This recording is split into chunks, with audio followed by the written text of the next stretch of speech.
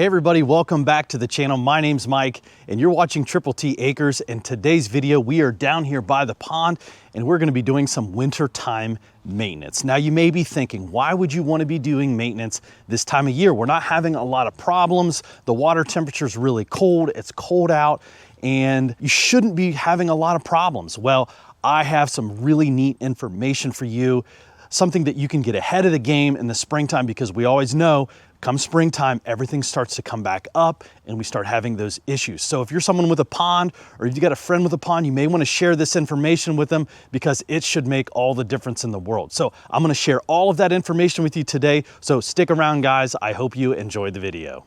So it's wintertime here in Ohio, and it's actually late December here, New Year's Eve. And I really wanted to talk about some of the things that you should be doing in the wintertime with your pond.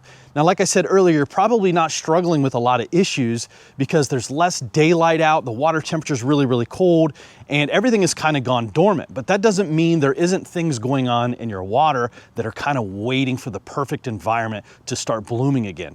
I'm sure if you've had a pond long enough, you may have struggled with algae in the springtime, and when the daylight starts to extend and the water temperature starts to rise, everything starts to take off. Well, what is happening is all that nutrients that's been sitting in your pond, like the leaves that fall off in the fall time, they all get in the water and they start going to the bottom.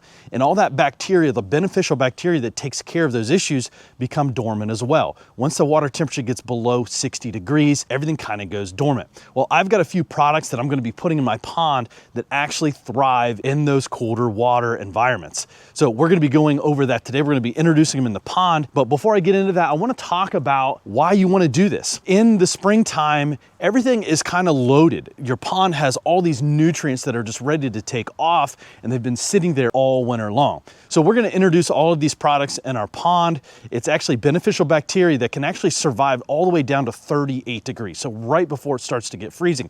So if you have water that's open, if you put a pond aerator in, I actually do have a pond aerator in here. It's actually out by that duct decoy. I have it shut off because the motor kind of runs loud in the background, but I typically run my aerator all year round. But if your water is open, you should be doing these treatments. And if you do these treatments and you put this bacteria in your water, in the springtime, when everything comes back alive, when the daylight starts to extend and the water temperature starts to get warmer, you will be so far ahead of the game because the nutrient levels will still be at a reasonable level. And if you don't know about algae and how all those things work, it's a lot like farming. It's a lot like growing a garden. They need the right nutrients to thrive.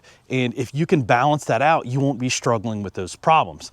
So today we're going to be putting in two products. There's something called Pondzilla, and the other one is called Winter Guard by Natural Waterscapes. Now, shout out to Natural Waterscapes. They are the ones who introduced me to these products, and they sent them to me so that I can share them with you. So if you're interested in purchasing any of those things, check the links out in the description and they can get them to you. Now, if you spend over $100, it's actually free shipping. So there's some benefits to that. But I'm telling you right now, you should really consider implementing these into your maintenance program. You don't want to sit in the wintertime and not be doing anything as the nutrient level starts to grow. The first thing we're going to do is put the Pondzilla in. We're going to spray all along the edge of the pond, and what that will do is it's actually not even a bacteria, it's an enzyme. And it actually, in simplest terms, it makes the nutrients easier for the bacteria to eat. Now, it's really, really cold, and that bacteria is still really slow to work, but if we can actually make it easier for them by adding this enzyme for them to eat, it's going to do a much better job. So what we're going to do with that spray is we're going to spray along the edges,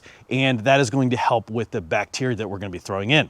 The other product that we're going to be putting in is that Winter Guard, and it comes in these soluble packets, and we're going to throw them all in the pond, and they're going to dissolve over time. And those things will work from 60 degrees all the way down to 38 degrees. And that's the type of bacteria that we're going to want to put in here so that they can work during the wintertime. So that is what I'm going to be doing with my pond this wintertime to get ahead of the game in the springtime. And guys, I hope this information helped you so that you can enjoy a beautiful pond in the springtime and be ahead of the game to enjoy it with your family. But guys, if you like this kind of content, make sure you hit the like button and subscribe to the channel. We're always doing something different. Today's video was on pond maintenance, but go check out some of my other videos. I do a lot of different things on my property to take care of it, and I think that you may enjoy it. But guys, that is going to wrap it up for today. I hope you enjoyed it, but until next time, we'll see you in the next video.